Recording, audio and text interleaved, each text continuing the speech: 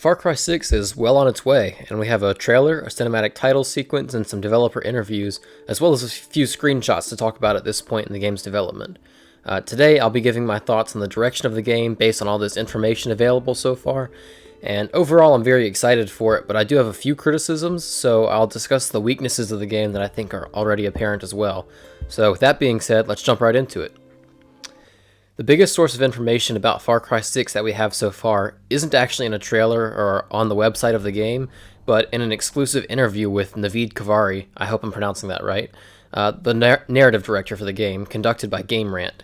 There's a lot to talk about here, and I'm mostly going to go in the order of the topics discussed in the interview, so I'll display relevant quotes on screen, but if you'd like to follow along, the link will be in the description. First, Kavari discusses a significant improvement over Far Cry 5 and Far Cry New Dawn. Far Cry 6 will have a named protagonist, one who is active and talkative in cutscenes. Our hero will be named Danny Rojas, I think I'm pronouncing that right as well, and he or she can be played as either a male or female, and has an actual backstory, which is nice, and I think it'll be good for the atmosphere and the mood of the game. I've been begging for Far Cry to take itself more seriously for years now, and the best parts of Far Cry 4, 5, and New Dawn were all when they were at their most raw and emphasized the deepest, darkest parts of human experience and the horror of armed struggle. However, one significant obstacle appears here, and this is where it seems Ubisoft is shooting itself in the foot.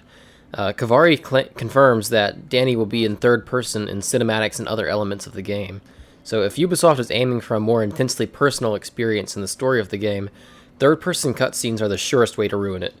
Despite some narrative shortcomings, the absolute best parts of the stories of previous Far Cry games came in cutscenes where the player faced the antagonist up close and personal. When Pagan Min murders one of his own soldiers right in front of you and then poses for a selfie, you can feel his hand on your shoulder as he pulls you in close. When Joseph looks you in the eye and tells you that God won't let you take him, a shiver goes down your spine because it just feels so real. Without first-person cutscenes, these experiences are lost. In a separate video made by Ubisoft, another developer suggests that third-person cutscenes incentivize more character customization and allow the player to show off their outfits, etc. in cutscenes. Aside from the fact that this completely misses the point of a Far Cry game and could never outweigh the importance of an immersive story, there are plenty of other opportunities to see your character without sacrificing first-person cinematics. For example, there was a really great photo mode in Far Cry 5 and Far Cry New Dawn that served this purpose just fine. Unfortunately, it sounds like the decision to make cutscenes in third person is set in stone, so Ubisoft will have to compensate hard with some really great writing and immersion elsewhere for the narrative part of Far Cry 6 to reach its fullest potential. Next, the discussion turns to the map design, which I think might be the most exciting aspect of Far Cry 6 that we know about so far. Importantly, Kavari says that the story will adapt to how you approach the island of Yara where the game is set, and it will be affected by where the player chooses to start their journey. Translated from developer speak to English, this roughly means we're bringing back the same story progression that Far Cry 5 had. Of course, I'm not claiming it'll be exactly the same, but it is pretty clear from this comment that there will be different regions of the map in which different parts of the story take place, perhaps with different factions of the Resistance, as Kavari notes here and multiple other times in the interview that revolutionary movements are not monolithic and are actually made up of many different groups. For narrative purposes, I think this is a tricky bridge to walk. On one hand, it definitely enables the writers to bring in a wider array of characters and also to set up some thought-provoking themes when the inevitable differences between different revolutionary factions come into conflict. The developers have experience with this. Far Cry 4 in particular was really good at it, with the conflict between Amida and Sabal. On the other hand, though, having progression that is essentially customizable depending on where the player chooses to go can make the story feel really disjointed and can weaken the sense of achievement and progress. Far Cry 5 definitely suffered from this, and I'm worried Far Cry 6's story may feel the same way. However, player choice is still important, and there are certainly benefits to Far Cry 5's system. Overall, I don't hate this decision by the developers, and I'm especially looking forward to seeing what they can do with the narrative around the revolution using this map design. Kavari also teases us about some aspects of the capital city, Esperanza. Echoing my own reaction when I first saw the reveal trailer, he notes that this is the first time a Far Cry game has had a full city in the map, but also says there will be farmlands, jungles, and of course coastlines.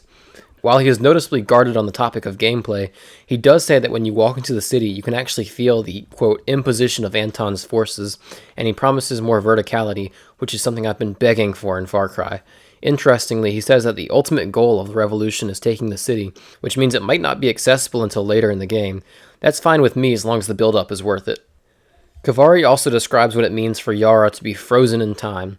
The fictional country is based heavily around the island nation of Cuba, which has been cut off from much of international trade by US blockades and embargoes since the beginning of the Cold War.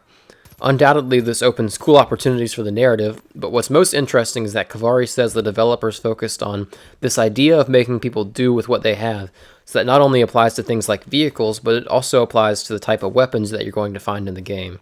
To me, this sounds reminiscent of Far Cry New Dawn, where you had to find the necessary parts or earn them in missions before you could craft weapons, rather than just buying them from the store. We see examples of the weapons Kavari is talking about in some of the screenshots that have been released.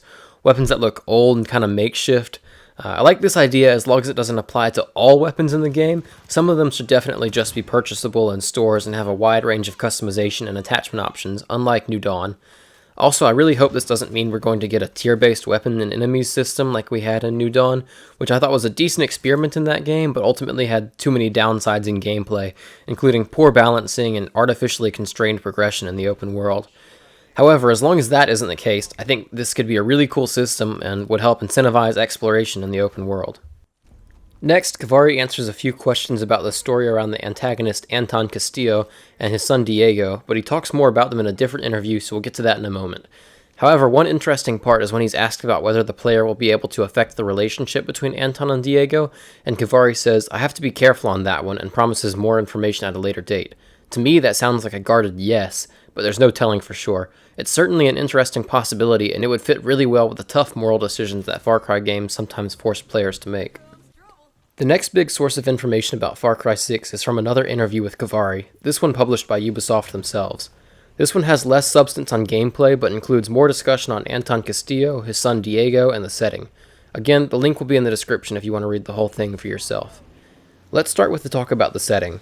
Kavari promises vintage cars, picturesque landscapes, the mountains, the water, the capital city, all of which are things I can't wait to see. Given that Far Cry 6 will be one of the first games to come out on next-gen consoles, I really hope the developers push both the graphics and the scale of the map as far as they can with this powerful new technology.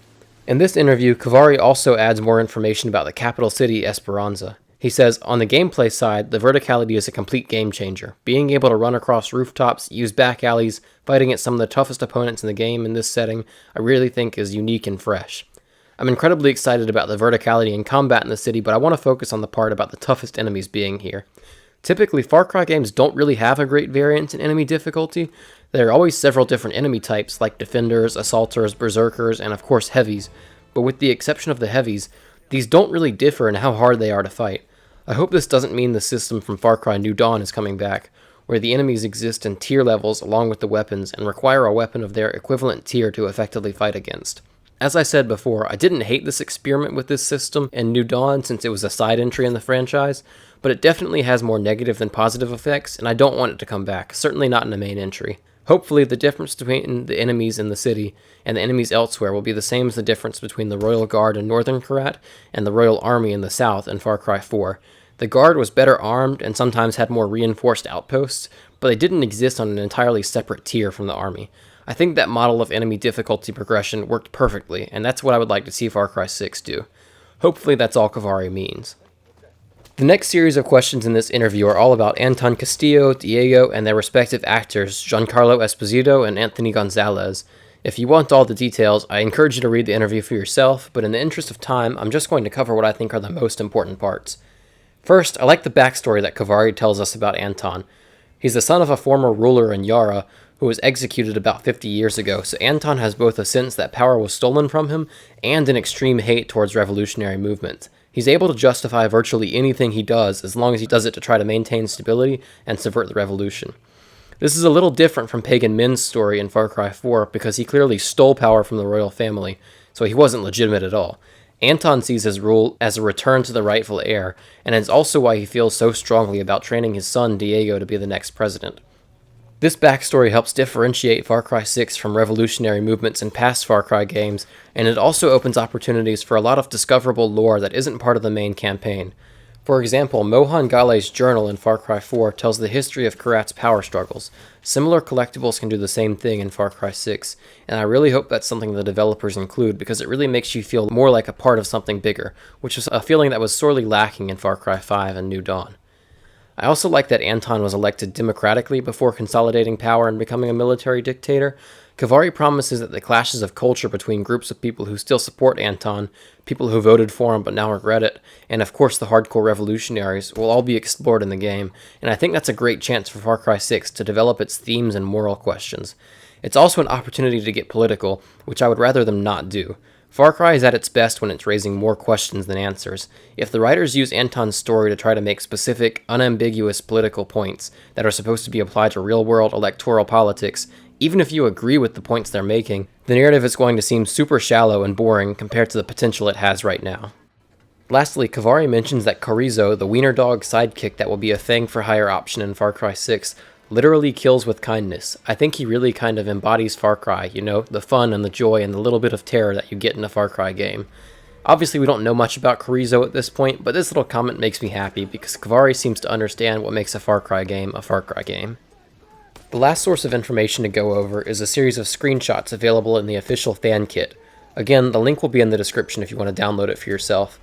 I've already gone over a few of these when discussing craftable makeshift items, but there are some other important ones that haven't been touched on yet. This first one shows what looks like a checkpoint on a road, or maybe an entrance to an outpost. Some of Anton's forces are standing around, and in the top right, peeking over some rocks, is a tank sitting at the checkpoint. It's completely stationary, but it's in good condition, unlike in the cinematic title sequence, which shows a burned out and destroyed tank left on a desolate battlefield somewhere. In another screenshot, though, we see what looks like the protagonist Danny Rojas driving a vintage sports car riddled with bullet holes and throwing a Molotov at a tank as he drives by. This time, the tank is clearly being driven and operated, and it's not just stationary. There's even an enemy in the gunner's position at the top of the tank. These screenshots bring up the important question: will we be able to drive tanks in Far Cry 6? I never thought Far Cry needed a fully operational battle tank, until I saw the possibility, and now I want one. Lastly, there's this screenshot, which in addition to showing off some sort of makeshift gun, also includes a horse, some planes flying over, and a better view of the jungle than what we've seen in any other screenshots. The horse has a saddle on it, so it's all but confirmed that there will be rideable horses in the game. It's now my goal to liberate an outpost entirely on horseback, so expect a video of that as soon as the game comes out. Also, those planes are dropping or spraying some red mist over the jungle, but judging by the lack of smoke, I don't think they're putting out any fires. There's no way to know what it is exactly, but my guess is it's some kind of defoliant to force the guerrilla fighters out of hiding. This kind of environmental warfare looks really interesting, and could add an extra element both to the combat gameplay and the story. Lastly, I'm really liking this landscape. There seems to be a lot of variation between jungles, mountains, rivers, and coastlines, as well as some blurred lines between civilization and savagery. All in all, this screenshot is packed with information, and all of it looks really good to me. So, that's pretty much everything we know about Far Cry 6 so far, without getting into the fine details like which guns are confirmed yet, and stuff like that. As of right now, I'm really looking forward to this game, but I'll be watching closely as more information and gameplay come out. Far Cry 6 is launching on February 18th, 2021, and I'll be giving my thoughts and opinions about the direction of the game all the way until then. For now though, that's all I've got, so thanks for watching, and I'll see you next time.